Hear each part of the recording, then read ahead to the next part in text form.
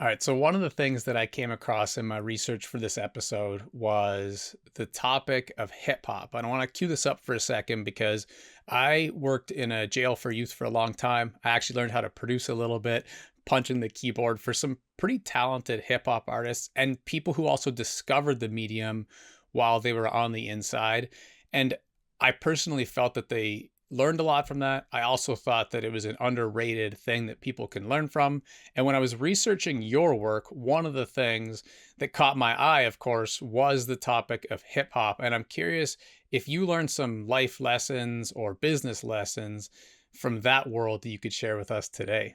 Yeah, I always like there was this old idea and old saying oftentimes where people would say like hip hop raised me. And I believe in many ways like a lot of the core lessons that I've applied to my life came from hip hop. Like I can look back at some of my early days and like grinding and trying to push through struggle and being able to listen to some of the like great tracks from Jay-Z, from Eminem, and folks just who went through a little bit of the mud, so to speak, and how they were able to overcome it. And I found that to be ridiculously valuable for like a lot of my own work and a lot of my career.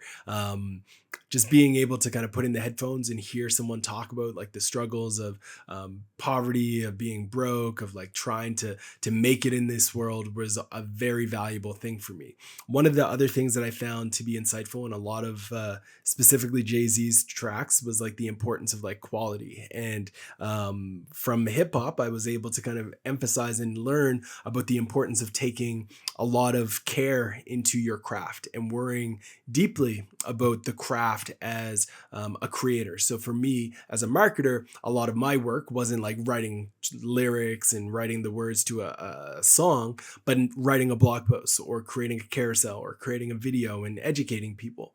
And with that, I was able to kind of go into this state by listening to a lot of hip hop songs to really think like, all right, I need to ensure that the quality is there. There was a lot of Biggie songs that talked about like, you got to treat your first like your last and your last like your first. And I was like, all right, cool. Always stay hungry, always stay humble. You have to like always be willing to treat every project that you get like it's your first one, because those first projects that you get, you go into them and you're so hungry. You're always like trying to give 120%. You're willing to go that extra mile to make this something special. And when you have that mentality across every project that you touch, everything that you do, I find that you just get a better outcome with all the work that you do. So that was another key piece of it.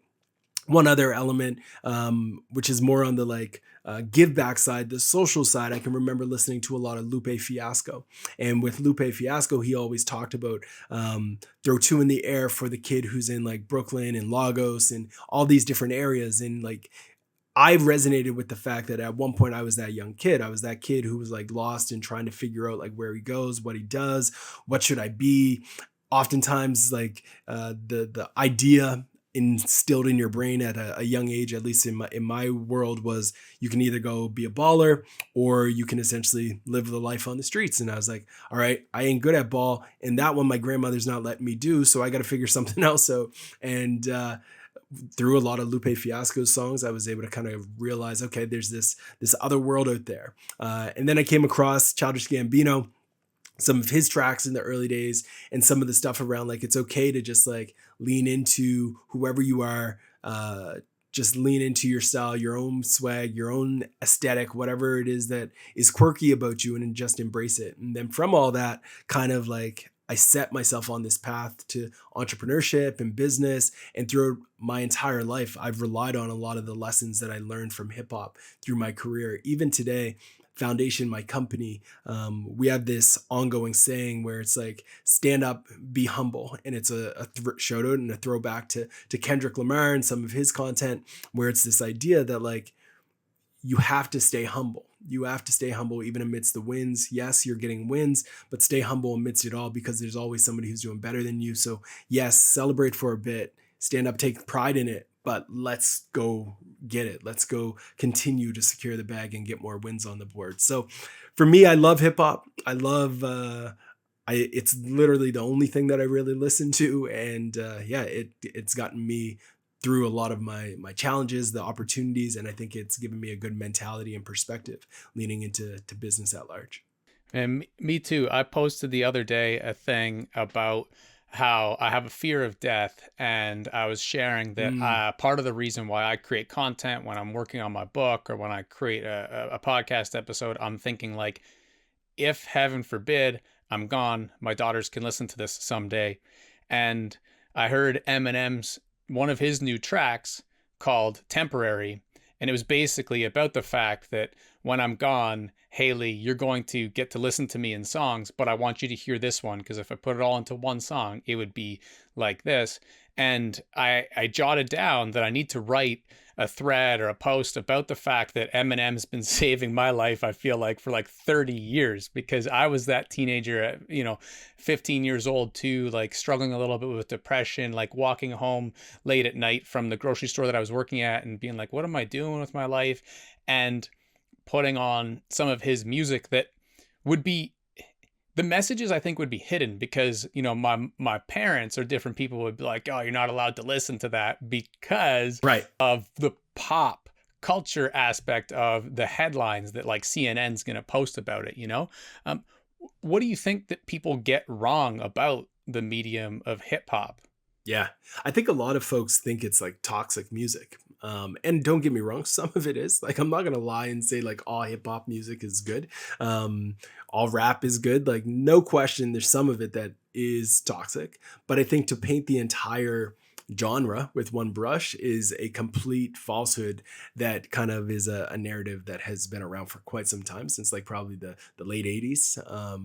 And I think the reality is there's a lot of good hip hop music. There's a lot of good rap music that is about things that actually are like a net positive for the world. And if the world heard those lyrics and embraced that music, I think the world in general would probably be better. We'd have more efficiencies, more productivity. I think we'd have less stress. I think people would kind of chill a bit more and be able to kind of really pursue their ambitions and goals. And I think for me, when I think of all the genres, I don't know, and I might be wrong here, and I'd love for folks to find me on social media and tell me if I'm wrong, but I don't think there's another genre of music that focuses so much on like success, right? Like there's not another genre that talks about the pursuit of success to the same level that I think hip hop does. Like you can listen to almost any Nipsey Hussle track and you're going to hear elements talking about success. You can listen to early Big Sean and he's talking about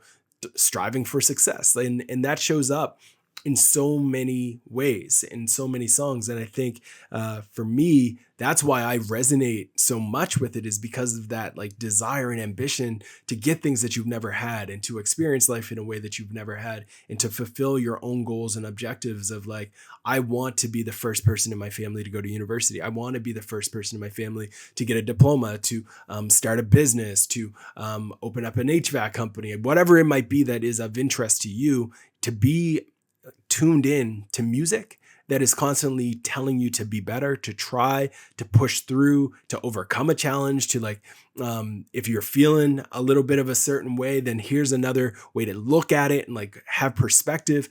Especially Nas's stuff. Like Nas has some great albums where it's valuable for folks to kind of just get a better sense of like reality from like how good we might have it versus other folks who are like truly in the thick of it in like third world countries and stuff like that. So for me, I love the fact that it's a great reminder to give you a perspective of how other people have it. And then also, I think that the message around the pursuit of excellence is something that is oftentimes overlooked. Everybody always goes to the negative side of hip hop where, yes, there's some tracks that are about drugs and stuff like that and like the all the bad things that every stereotype says. All of those things are there. But I think we underestimate the amount of high quality content that can literally just, you plug in your headphones and you're like, all right, I'm going to wire in, I'm going to get work done and I'm going to crush it. And if you can find those playlists and just like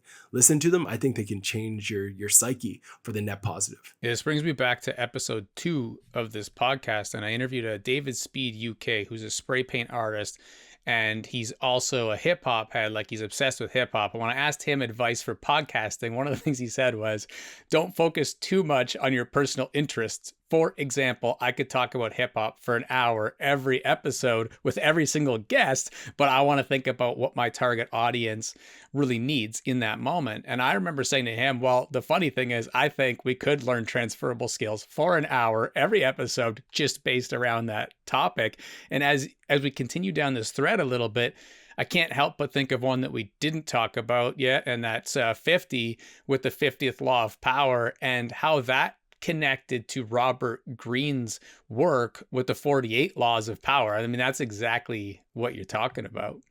Yeah, and if you haven't read 50th Law, I strongly recommend it. It's a great book. It breaks down like a lot of great strategies around marketing, around going to market, around thinking about your customer and like trying to serve them well. One of the other things that I learned from that book was like the strategic approach to beef. So like I believe it was the early 2000s. There was a lot of buzz around Ja Rule versus 50 Cent.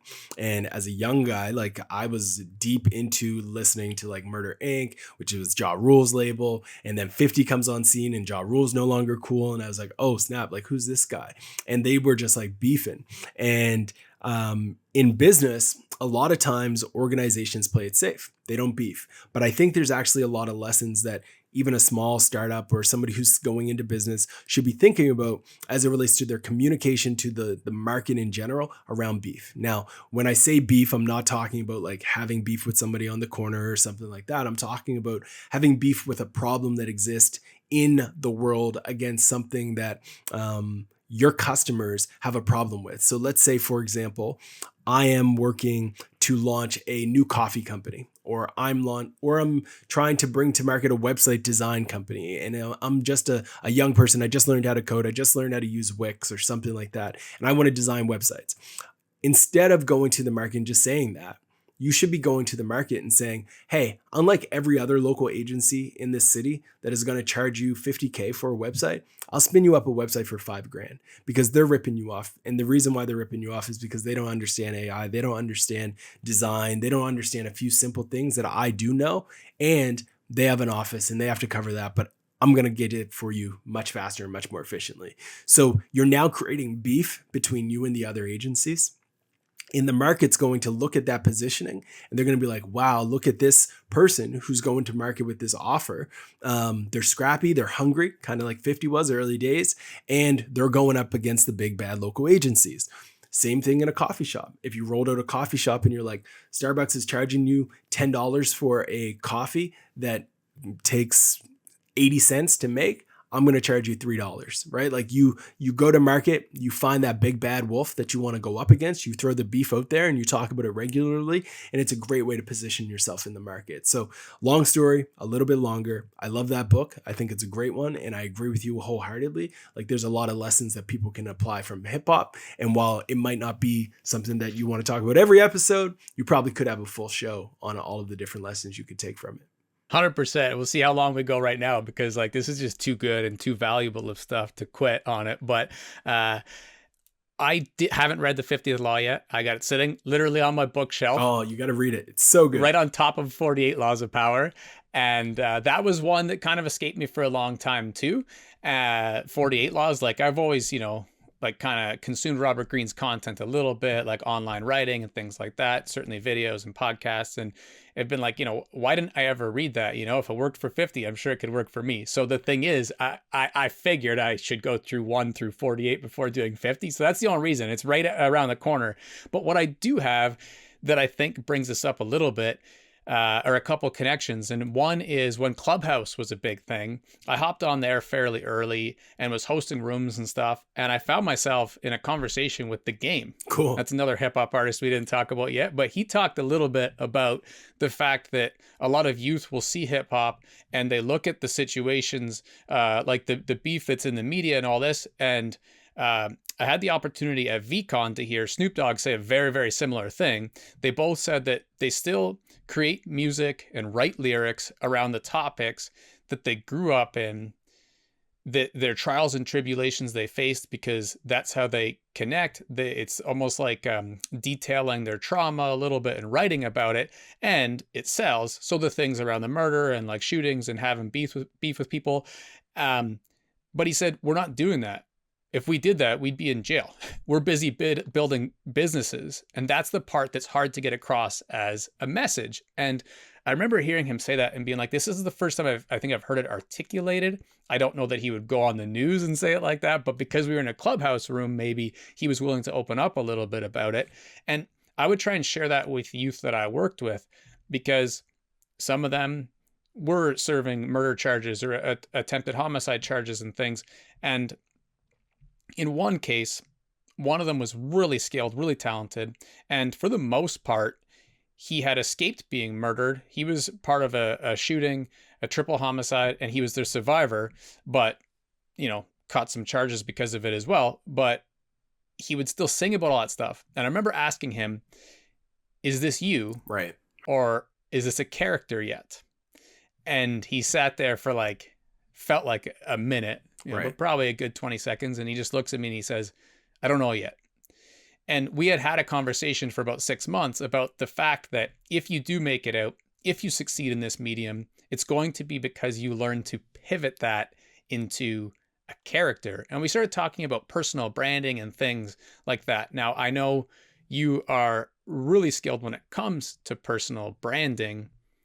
When people think about that topic, they probably don't even know what the hell we're talking about. So what are some thoughts that gives you on that topic? Yeah, so I think you nailed it. So the idea of personal branding is an intentional shift in your mindset.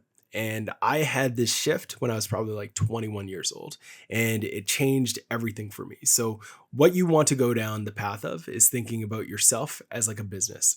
And instead of always just floating through life and just experiencing it, you take a moment and you reflect and you look at yourself and you say, okay, what do people think of me today?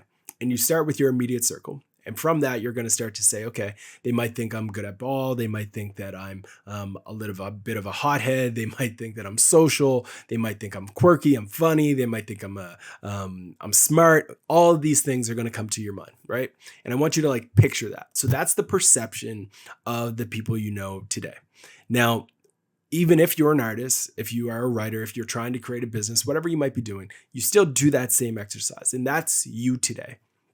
Then you want to accelerate 10 years and say, okay, 10 years from now, what do I want those things to be said about me? You might say, I want to be known as the successful person. I want to be known as the person who broke out of the hood. I want to be someone who is entrepreneurial. I want to be known as somebody who is innovative, who has a great design, whatever it is. You're going to map those things out. And then you have to look at the gaps between what you're called today and what you want to be called tomorrow. And then you have to start to think about, how do you shift that narrative to a point where in the future, people actually refer to you as those things. Well, if you don't want to be called a hothead anymore, then you have to take a second and be like, all right, I got to stop doing hothead things. I have to reduce that to change the narrative and the story that's happening around me. That's a first part of your personal brand that needs to change. You want to be seen as entrepreneurial. Do you run a business? No? Okay, so you're not entrepreneurial yet. What can you do to start something? Can you start a business? Can you start something? Can you show that you have a side hustle? Can you show that you're willing to flip things on eBay and educate people on that? Are you going to start an Instagram account where you're talking about your own journey to be seen as entrepreneurial? You start to figure all that out. And then when you start to lay the bricks around, this is the steps that I need to take to get to this desired outcome, you start to actually influence your personal brand. Now, a lot of people online make the mistake of saying you can create a personal brand by just setting up a Twitter account and scheduling some posts and calling it a day. You can get traction on that, but what you need to actually do is ensure that you're doing things in the real world that then translate to the digital world. So if you want to be entrepreneurial, remember I said the first thing you need to do is start something, right? So you start a business of some sort. It could be an Instagram account, it could be a stream, it could be whatever you want. I don't care what the business is. If you want to be entrepreneurial, show that you created something, and then talk about online the lessons that you're learning while you do that. And by doing that, you're now starting to shift the narrative even further around that entrepreneurial element of you. So if I'm running a business and I start to talk about it, people are going to start saying, oh, Ross is a business person. And then eventually they're going to see he's entrepreneurial. If I want to be known for beautiful graphics and designs, I'm going to reach out to probably 20 different companies and be like, hey, can I redesign your logo? I'll do it for free just the first time because I'm starting up my business. Let me know what you think. reach out to them. I start to design them, and then I'm on LinkedIn, I'm on Facebook, I'm sharing the work that I'm doing, and I'm talking about on Instagram, maybe on TikTok, the process that I took to create these things. And then eventually people are going to start to say, I'm a designer, right? So personal branding is doing things and then telling people about the things that you do that align with the narrative and story that you want to be associated with yourself. And early on, I said that there's a significant moment that has to happen. And that moment is when you start to view yourself as a company and you say, I am the CEO of me.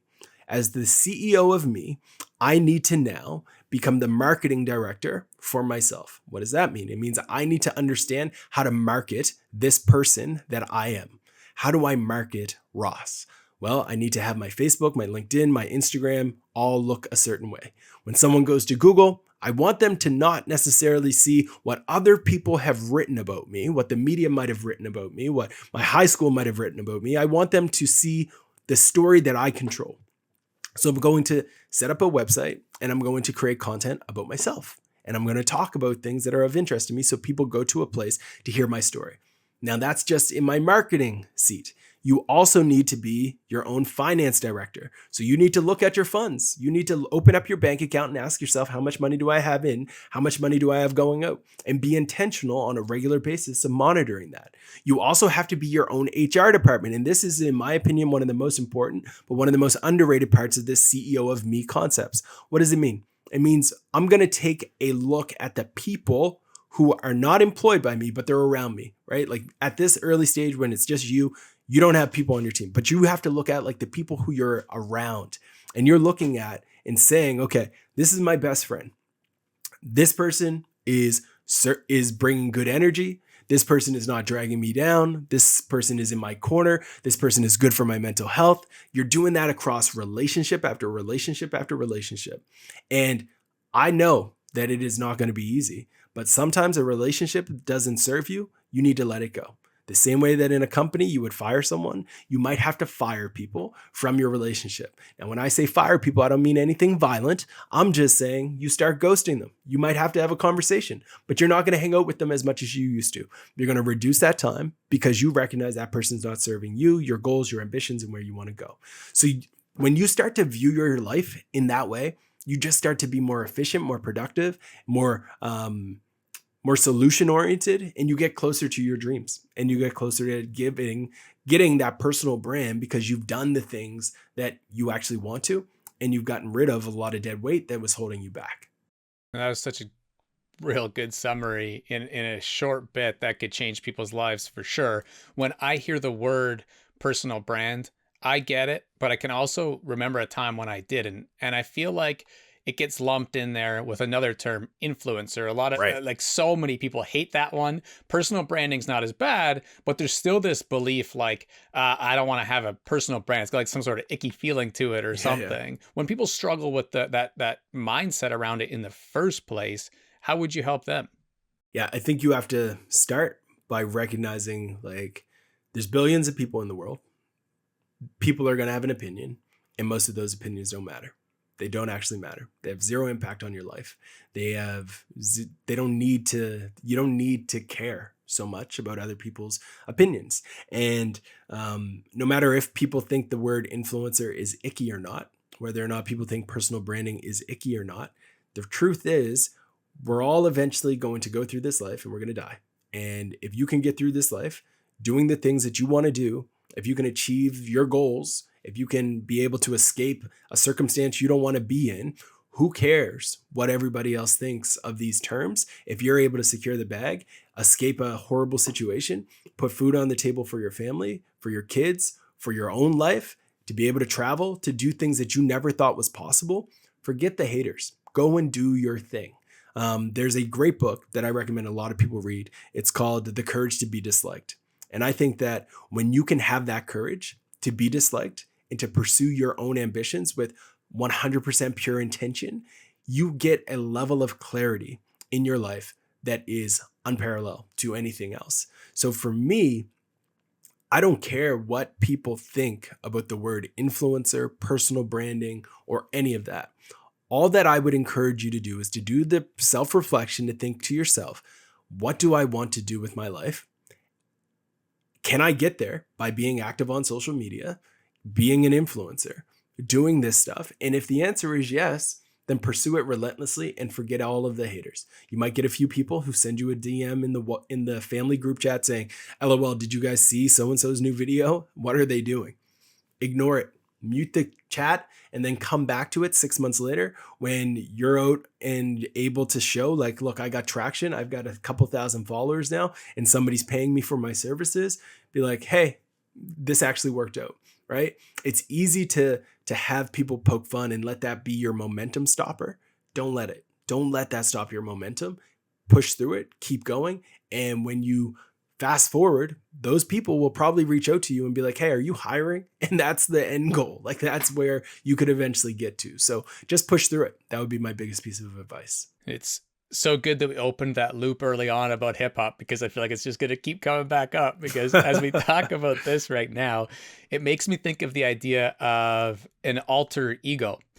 And I was just watching the Netflix documentary last night, Receiver, on the NFL receivers, and Justin Jefferson was talking about when he puts all his jewelry and the sunglasses on, he becomes Jets, because he's too humble of a person to brag and dance and showboat and celebrate, and he doesn't feel confident. So he has to become Jets. And I remember hearing an interview recently with Eminem, who we referenced earlier, about the invention of Slim Shady, who he's now trying to kill off, because he said in order to be that crazy, he had to write with a complete different mindset, almost like the Joker. And it makes me think of the idea of creating an alter ego, whether it's implicit or explicit. The other thing it makes me think of is the topic of handles, because I used to use the handle Just Tries. And the reason I did that was because this was all so new to me, and I knew that I'd be a bit embarrassed doing it. And I didn't even know what I wanted to do. Did I want to start a YouTube channel? Did I want to podcast? Did I want to be an online writer?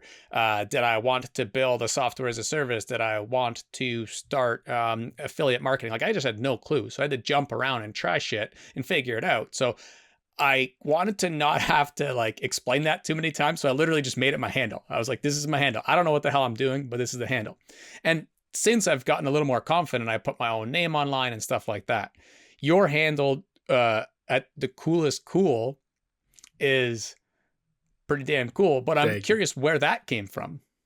It ties back to hip hop. There's a track from Lupe Fiasco called The Cool. And in that song, he talks about essentially the struggles of going through the identity crisis of trying to be too cool and playing it cool and focusing so much on being cool that you never actually do what you want to do. And I think, like, for the first probably 16 years of my life, I was very much in that state where I tried to be cool over and over again instead of just being myself. And that held me back, I'd say, in some ways, because like I always loved tech, I always loved innovation, I always loved like games and like that whole world, but I didn't show it. I just like stayed in my lane, focused on the usual things. But then in high school, I switched it up and I was like, I'm just going to do the things that I'm actually interested in, and let's see how the world responds to it. And the world responded very positively, right? So I set up the handle as a reminder to myself when I go on social, I don't want to start to fall into that trap. I don't want to fall into the trap of trying to be cool. I want to remember to be myself. And the best way to be cool online is to just be myself. And I'm going to talk about things that I'm interested in. I'm going to share things that I'm doing that I find interesting. And if people like it along the way, then they'll follow the journey. But if they don't, then cool. There's more other accounts for them to follow. So it was a reminder for me to go into every action that I took online with pure intention around just like living in my own interests and passions. It's interesting that you said that ties back to Lupe Fiasco, because I jotted down earlier, listen to some Lupe Fiasco, because that's one that kind of escaped me. You know, we all have our artists that we listen to a ton, and that's one that I was like, that's interesting, because I never would have given him that respect in terms of like the lyricism, I guess, and the writing. So Lupe is unreal. Check it out, and then let me know what you think of some of the early stuff. Lupe was a beast. I will, and I'm going to write about it, of course, because that's what we do, right? That's it, 100%. And I'm looking forward to that. So that's cool that loops back to that because that's probably why I wouldn't have guessed, because I know a lot of hip hop lyrics. But yeah, that's just one artist that kind of escaped me in terms of going deep into their work. But one who I do really know a lot about, and one of my favorite albums, like front to back. And what I mean by that is like when they just tie together so beautifully, it's like a piece of art that you should just sit and listen to for 90 minutes if you can, Yeah. is Evolution by Joyner Lucas. Yes. Yeah. Yeah. And I'm pretty sure it's the first skit where he is basically in the first grade and his teacher's asking everybody what they want to do. And he's like, I don't want to do any of these jobs when I grow up. I want to own my own thing. I want to be an entrepreneur. And then it goes into the album. And that's such a buzzword. By the time this episode comes out and over the next few years, it's going to be an even bigger buzzword, I think, being an entrepreneur. What does that mean to you? Yeah, to me, it's becoming more and more of a buzzword. For me, the idea of entrepreneurship is pretty simple. You work for yourself, you run your own business, and you create value for the world, and the world gives you value back in the medium of cash and money. So I got a taste of entrepreneurship at a very young age. My grandfather ran a small paving company where he would go around and literally pave people to driveways. And that gave me a glimpse into what a business could be. Like, still by no means were we like ridiculously wealthy. Like, we would have been considered in the low income category, but my grandfather had his own paving company, and I got a taste of entrepreneurship through that. And I loved the control that he had over his calendar. He was able to pick me up from school. He was able to drive me to any school dance. He was able to show up for any event that we were have in band, whatever it might be, take me to swimming lessons. Like, he was always able to show up. And I was like, how does he do this? But like everybody else is always working. Like, how does he have the ability to do this? And it turned out that it was because he runs his own thing. Like, he gets to dictate his own hours. He got to control when he showed up for things, what he wanted to do with his time. And it was inspiring to me to see someone with that much control. Just to have that much control over your own life was, like, to me, the ultimate goal. And I can remember at a young age, I never did well with direction. I hated the idea of a school teacher telling me to stand in line. I hated the idea of schools telling me when recess was and lunch. Like, that just like was the worst experience for me. And because I was a very much like, let me do my own thing. Like, nobody's going to tell me what to do. So then when I seen his lifestyle, I was like, that he's doing it right. And then I got to a point where I had to like start deeply again. I thought a lot, and I got to this hypothesis on what I wanted to do with my life. And it was essentially whatever I wanted. I came to a conclusion at an early age that if I can wake up, go to bed, and do what I want in between, that I would be successful. And the best way for me to get to that outcome would be entrepreneurship. So for me, entrepreneurship just meant making money online, because that was all I knew at the time outside of paving, and I didn't have money to go buy a paving company. So I was like, I'm going to try this online thing. So I went online and I came across this site called eBay. And it turned out that on eBay, you could sell things. So I happened probably a few months earlier to go to Atlanta on a school trip, and I bought a bunch of clothes. And the clothes were cool. They were nice. But I was like, cool, I spent a bunch of money on these clothes. I wonder if I could sell them on eBay and make more money. So I started to list them on eBay, started to get money through the internet. It's like, this is wild. Like, I'm making money on the internet. So I started to double down on that and just continue to sell things. And for me, entrepreneurship became a light bulb moment as an opportunity. I bought a bunch of do-rags. I started to sell do-rags out of my high school locker. I had every color of the rainbow. I made a mint off of that. Then I started to sell jerseys online. I found a wholesaler who was selling jerseys. I set up some opportunities on eBay to be able to sell those. Was able to, again, pay for a good chunk of my tuition on the back of that. I found this digital community online that was focused on 2 video games. One was Madden and one was The Sims. Started to sell like cheat codes and like tricks and guides on how to play those games and how to win, as well as modifications on them. Started to make more money off of that. And then I started rawsimmons.com, which was a website for myself where I was like, again, let's see if I can make money online. And I started to sell books and courses and do blogging. And then I got an email from a company out of Miami. I'm based in Nova Scotia, Canada. So the East Coast of Canada, very small population. And this company was like, Ross, can we fly you down to Miami to train our people on marketing? I was like, what? This makes no sense. I'm like 23, 22 years old. I don't know anything about business outside of like what I've been reading and writing about online. Like, I'm not a goat in any ways in this space, but I said, yeah, let's do it. So they fly me out and I do this thing. I'm talking to like their leadership team about how to do marketing to millennials, and they were eating it up. And I was like, this is wild. Like, all because I started to create things online. People started to see me as an expert. This is personal branding, right? Like, they saw me blog, they saw me write blog posts about marketing to millennials, and they wanted me to go and speak. And that's when the light bulbs went off.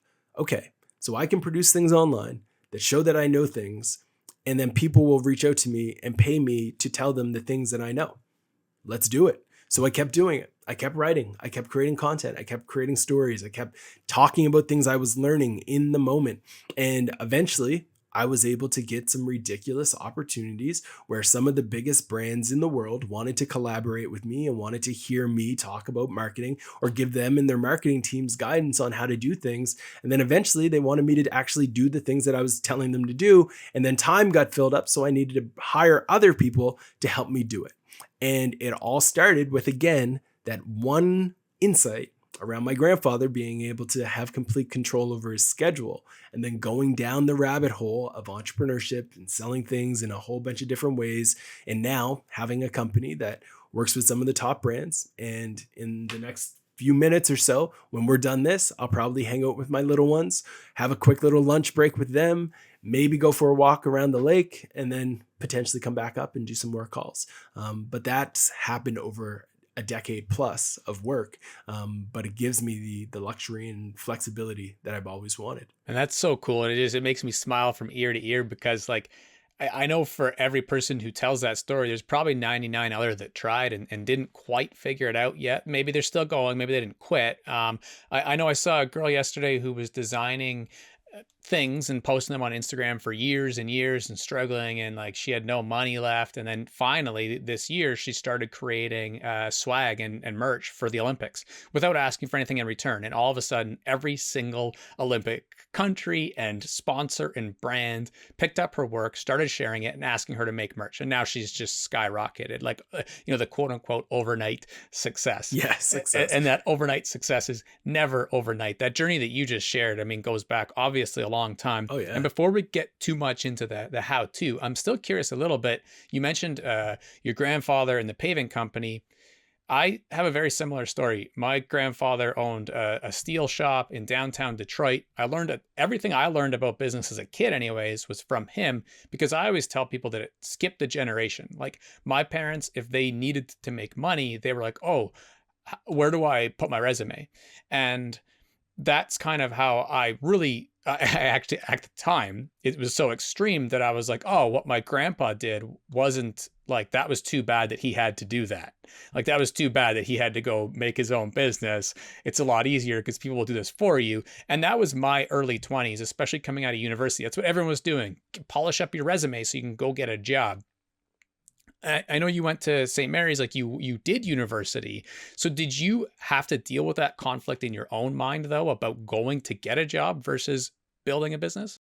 No, because all through university, I had side hustles. I knew at an early on age that I wanted to work for myself. I just needed to figure out how I would get to a point where I could do something full time for myself. So all through university, I was running a lot of those side businesses that I talked about, like selling jerseys, having those websites that I was selling content on, selling mods and things like that.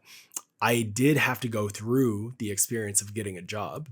But it was never my end goal to retire employed. My end goal was always to eventually work for myself. So all through university, I did have to like go through the motions of applying for jobs and things like that. I ended up working at a broadcasting company and supported the CBC with like training their entire team on social media and things like that. I quit, started up my own events company, took people skydiving, rock climbing. We did like brewery tours. We did a bunch of wild, crazy adventures and experiences. While doing that, I got a job with another ad agency. I wanted to use the ad agency as experience to learn how to run an agency. So I was there for about a year and a half, and then I quit once I had about 20K worth of net new clients, because I knew They were paying me they were paying me, I think, 37K, maybe less, maybe 32K, 30ish, let's say 35 grand. So they were paying me about 35 grand. I had a couple clients. They were going to pay me about 20 grand for the year to support their marketing and social media efforts. And I was like, look, I was happy when I was broke. If I'm broke and making 20 grand, I can still eat Mr. Noodles and be happy. Like, I'm good with that. So put in my notice, I quit. And I was like, I got to go hard to kind of see if I can get back to that 35. I was able to double that in the first year. Then the year following, I was able to do like 250. And I was like off into the races. And it was like, cool, this thing worked out. But I always had the aspiration of working for myself. The only job that gave me pure joy would have been when I was a camp counselor. Like, outside of entrepreneurship gives me pure joy. But like from a 9 to 5 job, when I was a camp counselor, that was an experience on its own that I loved. I loved working in camps. I worked at the Tim Hortons camp, which was for underprivileged kids. Did that for multiple years instead of taking an internship with like corporate America or Canada, however you want to describe it. I decided I was going to do work at these camps all summer, and I had an absolute blast. And then became an entrepreneur, and I've loved it ever since. So yeah, I always had that aspiration of becoming an entrepreneur. I always appreciated entrepreneurship and the idea of sort of working for yourself, but I never actually took the steps to like build a side hustle or really do anything with it. I did a lot of things that I think back and I'm like, man, I was so ahead of my time. Like I remember I played university football and our coaches made me stop documenting our season. Like I knew we were going to have a killer season. I was like, this is going to be such good content. That's before any social media platform. Yeah, yeah. And I was like filming it all, and like it would have been so cool to edit and put together. So it was much more on like the media, maybe even marketing side of things, but without the first step of having something to sell, right? But it was always in the back of my mind. That's cool. And it's funny that it's cool that you mentioned camp counseling as something that intrinsically you appreciated, because that was why my version of figuring all of this out was going into teaching, spending like a couple years, because I was like, I can't do this in mainstream education. I love the book, Weapons of Mass Instruction. Yes, I just literally added that to my cart. I haven't read it yet. Yeah, no spoilers. Oh, really? Yeah, it's it's the one spoiler I'll say is like it's almost hard to read in terms of like emotionally for me, because I know how many kids kind of tried to go through that system and like ended up homeless or struggling with drug addiction, and like it didn't turn them down a good path. And that's the whole goal of the show really, is to let's pivot that to a good path instead. Take that energy, the hate on for school, how you don't fit, and realize there's another world out there, another possibility for you. And so for me, I was like, I'm out. But what I found was we have schools here in Ontario, Canada, that when kids are in treatment, so they could be struggling with addiction, they could be teen moms, they could be in jail, psychiatric hospitals, or just illness, homeless, Christless. There's so many different struggles these kids have. Well, they need high school education. And so I've found myself basically being able to teach one-on-one in most cases, or very small groups, and on topics that start with their interests. So the kids always say, and it's kind of sad, they're like, it sucks that I had to get pregnant to end up in the best school in the world, or I can't believe that I had to develop a meth addiction to end up coming to the best school in the world. Like they recognize it after a couple weeks, a month or so. Like, what do you mean? Like, why are you asking me what I'm interested in and stuff like that? And it's hard to watch because you think of that mainstream system. But for me, it's something that was sustainable as far as a job goes, while I still figure out entrepreneurship. Because for me, the reason why when people ask, especially when people ask within the system, is it's not scalable enough. Like the word scalable comes to mind for me because, yeah, I might work with 8 youth in a year. Well, maybe 8,000 could benefit from learning these topics. And so that's my big why in terms of kind of pushing the envelope with this stuff. I love that. Thank you. And you when you talk about this stuff, you talk about it like really off the cuff. You know, you mentioned 32K, or maybe it was 37K, and like some different business ideas. If one of these, someone was coming to, they had an opportunity, they won lunch to go with you and learn some entrepreneurship. You had a small group, maybe three, or let's say I invited you into a classroom I had with a few youth who were wanting to like, they heard you say on this podcast because the clip went viral on TikTok that you wanted to be able to do whatever you want with your day. Let's use that as the prompt, right? You wanted to be able to do whatever you want with your day. And they're like, man, that sounds pretty damn cool. But like, to remove the curse of knowledge and break it down for them a little bit, they're like cracking their knuckles. They got their laptop open at night and they're like, okay, what do I do? I think it starts with experimenting with creating things. Like you have to be curious. And I know this is going to sound a little bit vague because everybody's interests are different, but you need to be curious and start with understanding the things that you actually can get excited about every day. And then when you think about those things, like for me, it was football. Football really is my sport. I love football. I'm a big Eagles fan. I love Madden. I combine those two things. And I said, I'm going to use my passion for these two things to build skills that I will be able to sell in the future. In the short term, when I'm like 19 or 18, it doesn't really matter. Don't worry so much about like making 300K, 200K. Like, don't worry so much about that. Worry about the skills that you can build to be able to do that in the future. So I said, football is my thing. I need to love it, which I already did. And I need to talk about it and I need to learn about it deeply. So I started to write blog posts about fantasy football every single week. And I gave myself the task that every week I was going to write 3 times because I hated what I had to write about in university. I was like, you want me to write about Macbeth? You want me to write about Shakespeare? Showed it to anybody who's a fan of the like original literature of the world. It just put me to sleep. So I wasn't interested. So I was like, I hate writing about this stuff. I'll write it, get my B's, get my C's, maybe even a D, but I'm going to continue to pass through university. But what I actually like writing about is sports. So I'm going to write about sports in these communities and I'm going to test myself to see, can I become very popular in these communities by adding a bunch of value? So on Mondays, I gave recaps of what happened on Sunday. On Thursdays, I told people, or on Tuesdays, I told people who they need to pick up from the waiver wire. If I'm talking about fantasy football and people don't know what I'm talking about, essentially, I was telling people like, this is who you need to go get because they're going to do good next week. And then I would tell people who they need to start in their lineups. And I was doing this every single week for the whole football season. But I wasn't just putting up like small posts. Like these were in depth with data, with charts, with graphs. I was geeking out and going into like my circle of genius to create these things. And I pressed publish on them. And 2 things were happening. One, I was learning about the internet and how to distribute content and how to make communities work and how to interact with people because people would hate on me and I had to respond back and people would yell at me and I'd have to learn how to respond back. I had to manage all of that. While all that was taking place, I was getting a real MBA on community management, on copywriting, on long form storytelling, on messaging and personal productivity and like owning your calendar. Because the contract was signed. I told myself the contract was signed. I have to do this every week in this community 3 times a week. The world knew, so I got to do it. So I was building skills without even like actively trying to make money, but skills that I knew could be monetized in the future. So I did all of that through university because I hated writing about Macbeth and Shakespeare, but I wanted to get good at writing because I knew that writing was a part of my path. Like I'm going to be a marketer. So I just did it. So if you want to be in the video world, what are something that you're passionate about that for the next 3 years, 2 years, you can create video about to like just become excellent at your craft? And then when you are excellent at your craft, then you start to say, how do I monetize this? How do I make money from it? So for me in the writing, I spent all those years just writing about football.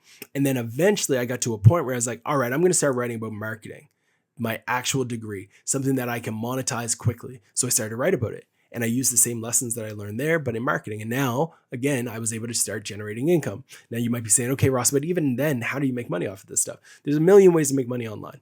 You can make money online through things like affiliates, which is essentially the idea that you have a website and you're creating content and then you talk about other people's products, other people's services, other people's courses. And then if somebody clicks on that link and they go and buy it, you get a kickback from any transaction that takes place.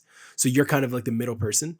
And if you talk about my book and I've given you a link and you get 10 people in your group chat to buy it, guess what? You're going to get a portion of that sale. You can also do that with brands like Amazon, where you can get an affiliate link to any computer program. You can sell this microphone, and that microphone, if somebody buys it through your link, you get a kickback. All of those things are possible. You can also make money by creating actual digital products. So if I'm an expert in fantasy football, I can, at the beginning of the season, create what I call the fantasy football guide and then promote it and sell it for $5 a piece. And if I get thousands of people to buy it, that's 5 times 1,000. It's a decent amount of money off of a ebook that I created. With things like ChatGPT, it's easier than ever to now create these information products and sell them. Lots of opportunities there as well. So, long story, much longer than I thought, because I don't even remember what the question was that you asked, and now I'm here. How do we get to the nitty gritty of it? That's essentially the path, folks. Like, experiment with a ton of things that you're interested in. Look up ways to make money online. You can also go on sites like Fiverr if you feel like you don't really know where to go. There's this, like, Fiverr is a marketplace for business. So you can go there and you can sell services to other people. So let me geek out on this one for a sec, because I think for anybody who's early in their like entrepreneurship journey, this is a go-to spot. Fiverr and Upwork. Why? So on these sites, people go to them like me, and I say, I need someone who can create a logo for me. I need someone who can take this picture that is black and white and turn it into a picture that has color. I need someone who can do a voiceover. I need someone who can train me on how to win at Fortnite, right? Like, you can go onto these sites and literally find people who are making thousands of dollars every month, teaching people how to play Madden, how to play Fortnite, how to play any game that you can think of. And they're selling their time to coach people on this stuff. How to review a resume. Okay, let's say that you have gone through the job market and you already have a job. But let's say you have a kid at home and you're like, I got to put more money on the table. Like, this 9-to-5 thing isn't doing it. You can set up an account on Fiverr or on Upwork, and you can say, I'm a resume reviewer. And then people who are going through their schooling can send you their resume. You can review it and you can get paid for it. These are things that are opportunities right now. And to me, I believe the internet is the greatest equalizer. That's why I'm a big fan of the internet. That's why I love talking on these things, because I was a broke kid in the middle of Nova Scotia with no income, no uncles who could give me a job into corporate America, nobody who could be like, Ross, here's a silver spoon, you made it. And with the internet, I feel like it's impossible to not find an opportunity to make money. It literally doesn't feel like it's possible. There's so many ways. There's no one who is so unskilled that they can't make money on the internet. That's truly my belief. There is someone out there right now. I don't care, again, if you are 16 years old, if you are better than me at, let's say, a video game of some sort, you could be paid to teach other people how to play that video game right now. Everybody who's that worse than you, there are people who would be willing to pay you. Might be $5, but they'd be willing to pay you to join your Patreon account, to see you talk about this game that you create. They'd be willing to subscribe to maybe your X account. They might be willing to pay for you for one-on-one coaching. The money opportunities on the internet, folks, is absolutely ridiculous. It's absolutely wild. So many opportunities to win. So many opportunities. It doesn't matter where you live, unless you're in a rural community where there's no Wi-Fi, no internet. And in those cases, go to the public library. And again, I can remember early on that having to be me. Went to the library a lot just because I needed access to the internet, because Wi-Fi in Preston, Nova Scotia back in the day was very, very bad. Like, the internet was horrible. So I would go to the public library, I book a room, and I just grind. So that would be my rant. That's my story. If you want to get gritty with it, like, there's so many ways to win, folks. Find me on all the platforms. If you have questions on how to make money on this stuff, like, I will give you some tips, give you some ideas. I'm happy to give away all that I got for free. I love it. You're a beautiful person that way. And like, I feel like clapping, because that was like, anytime someone provides a 10-minute answer that could be in and of itself a full YouTube video that could go viral because it really helps people, I know that there's a big impact there. The thing that happens with long answers, though, on the other side, is it's like, man, I got 17 follow-up questions. Yeah. I'll keep my responses are going to be shorter. My responses are going to be shorter. I got you. Man, the best thing about podcasting is that we get to just, it's almost like being a painter, you know, you get to go with your gut, short or long, doesn't matter. And it's just awesome. I interviewed Tim Stodds of Copy Blogger recently, and he's also a Philadelphia Eagles fan. That's what the connection was. It made me think of that. Something I couldn't really ask him about, though, was uh, building a business in Canada. And when people say to me, oh, like, how do you succeed building a business in Canada? Because maybe they're in Texas or something and the taxes are different. Like, they always like pass judgment that it must be so hard. Like, why don't you move to Bali or something? I'm curious. Like, you stayed at home and you are building a successful business. But as someone who hasn't yet built an empire like you have, I don't really know why people ask that, what they mean. Like, for other kids, maybe in Canada, who are thinking about business, but they're like, oh, I have to move. What is your thoughts on that? It's a question that you will get a lot in your career as a Canadian entrepreneur. And I think the reason why people ask is because in Canada we have higher taxes. It's pretty cut and dry. But you don't really need to worry about the taxes unless you're really, really crushing it. Like at the end of the day, the taxes and the issues that come with it are a first world, it's a champagne problem. It's a champagne problem when you have to worry about whether or not you should move to Bali because your taxes are so high. If you're in the grit, in the dirt, who cares? Like it is not, there's no more difficulty than being in Texas, being in Philly, being in New York. It's all the same. The only difference is like you might need to travel and jump on a plane here and there, which gives it a bit more challenges. But for the most part, if you're doing the digital thing and the internet thing, there's no borders to make money. You just go, just make your money, secure the bag. Like before you make 37K, you don't really even need to worry about anything. So just go make that amount of money. Once that's been done, you do have to take into consideration getting registered, incorporated taxes and all of that. That stuff all starts to become more and more real, but it's still a minuscule amount for you to be that caught up in. Once you surpass, let's say 150, then you start having champagne problems. When you're over 150 grand a year, you're making enough money to start looking at your check and being like, okay, if I lived in Texas, I might make an extra 30K. I might make an extra 20K just from a tax standpoint alone. And that is a good problem to have. Well done. Congratulations. You did it. You made it to the 1% of like the point where you should be. So you want to be there. Good. Go chase it and pursue it. And now that you've done that, you can make the call, right? But at that point, until you're there, don't worry about it. Just go be persistent in making your money, changing your life, changing your trajectory. And until that moment, ignore it. Don't worry about it. But once you hit that, then you can have those questions, but it's a champagne problem. So congrats, go figure it out. Personally, I decided to stick around because I have family here and I do lose a lot of net possible revenue because I'm here, but I love the country. I think I get to live a pretty solid lifestyle with my family and my kids. Cost of living feels good. The winters are killing me, not gonna lie. But for now, I'm still here. We'll see long term if that continues. I think there's a bigger kind of question around whether or not taxes are going to continue to hurt the long term goals of the legacy. But in the short term, life's good. Yeah, the winter is an interesting thing, you know. Like, I know the author of the Entrepreneur Fast Lane talked about when he moved from Chicago to Miami, like it was a game changer. And for me, I'm here for family for sure, pretty well till the end. However, I wouldn't mind a few warmer vacations, that's for sure. Yeah. Yeah, 100%. But I'm with you on that. When you mentioned going to the library, and getting those books and like buckling down, and you said the term grinding. Now, I know that another brand that you have is Hustle and Grind, which is, you know, e-commerce, hoodies, mugs, art, that kind of stuff that people can purchase.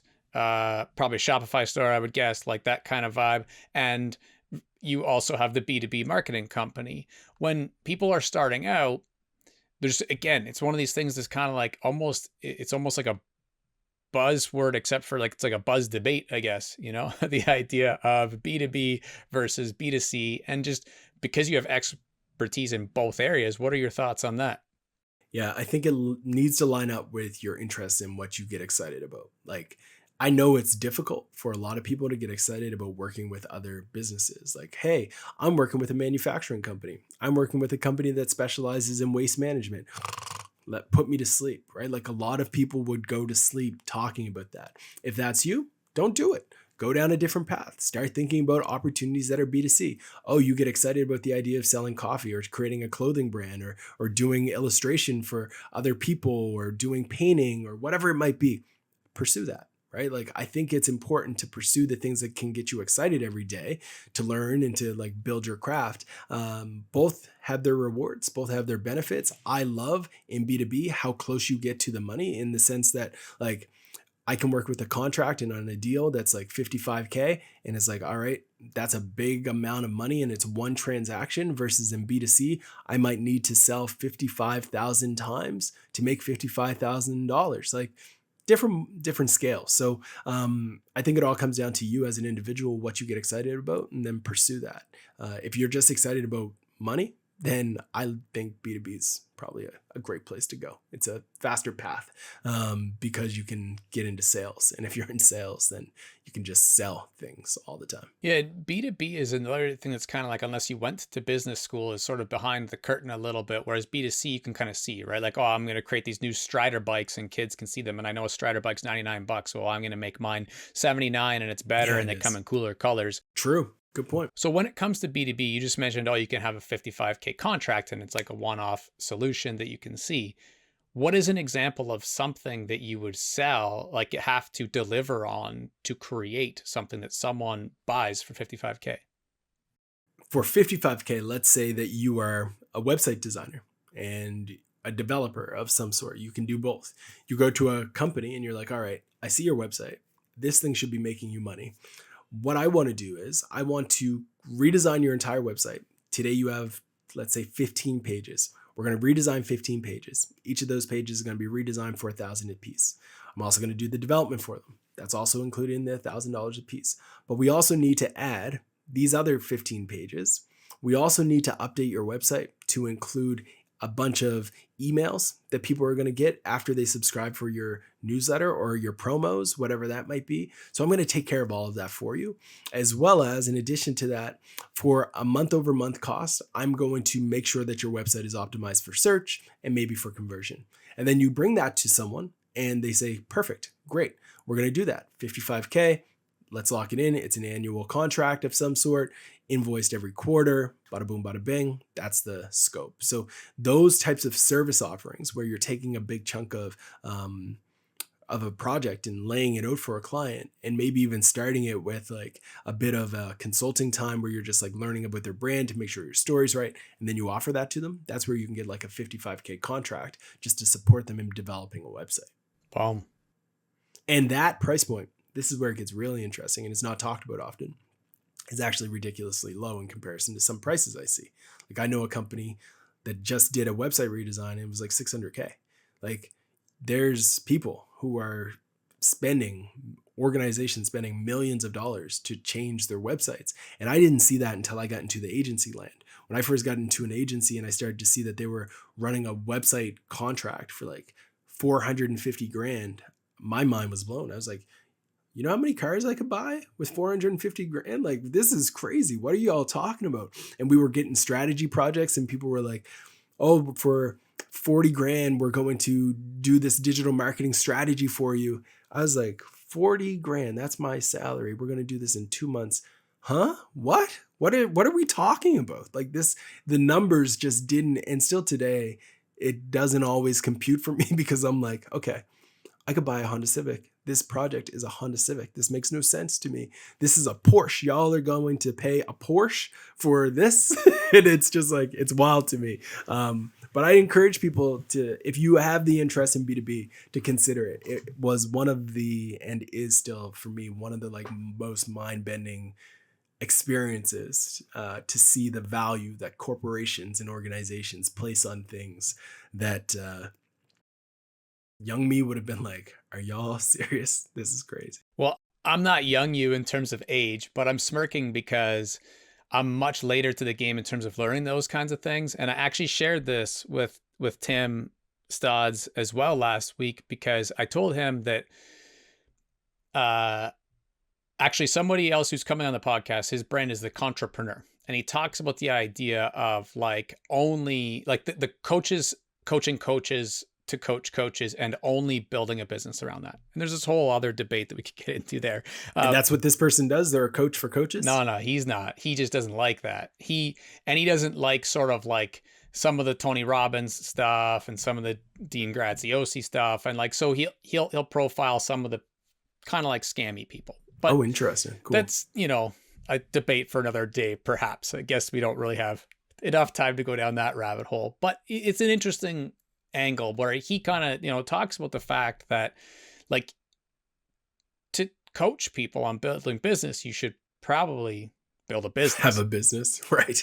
And Tim actually was the one that brought that up. And I said, well, it's interesting you say that because I personally, right now, I'm opening up about the fact that I sometimes feel like a fraud because I have the podcast, I interview experts, and I'm kind of like a funnel or like a conduit, hopefully, to like ask people like you, because I can't ask every type of, I can't be every type of expert. So if a kid wants to become a musician, I got to interview a musician and let them learn from them. Someone wants to build an agency, I got to interview you and learn from them. I said, but I do want to have some firsthand experience before I go explicitly do something. Like one of my things that I know Gina Bianchini from Money Networks would love if I started yesterday, but is create like a community around this, right? So you've got people listening to the show, you want to help them, we'll create a community where they can all build their first businesses and support each other. So that's kind of like where I'm headed. And I said, well, I feel like first I want to actually know what the heck I'm talking about, that or partner with someone who does.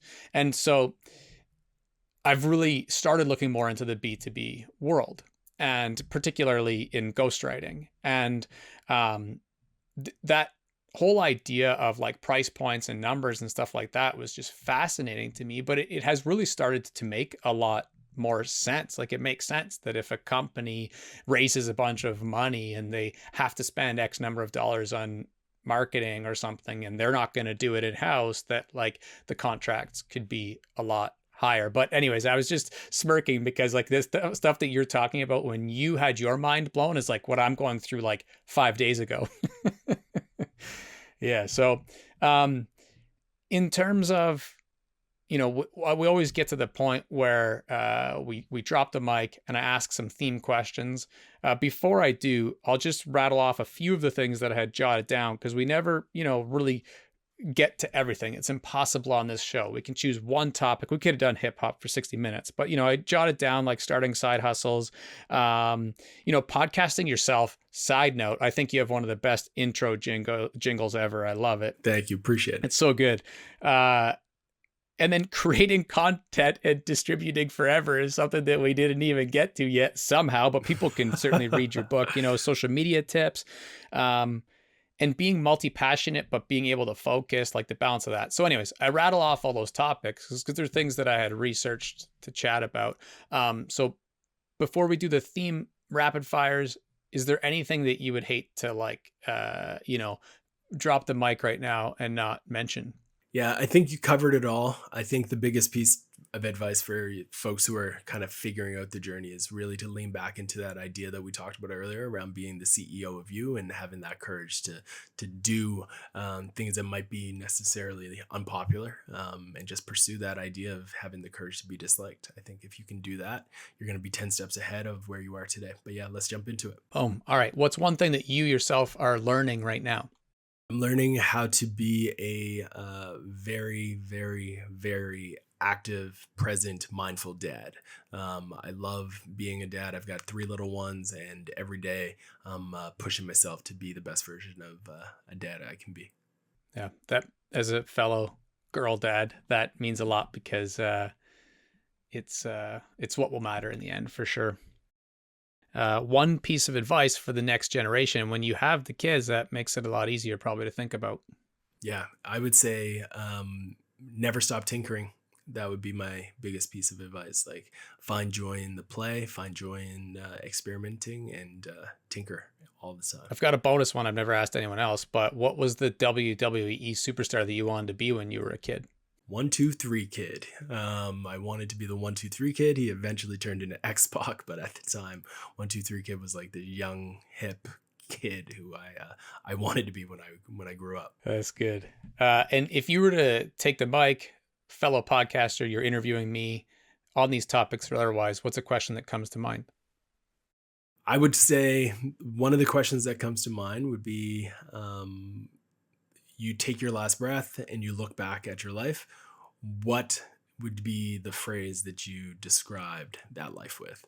Man, I always tell people write your epitaph as like an exercise as often as you can. I like that. And then I like questions that. like this can still stump me sometimes because, you know, it feels so final.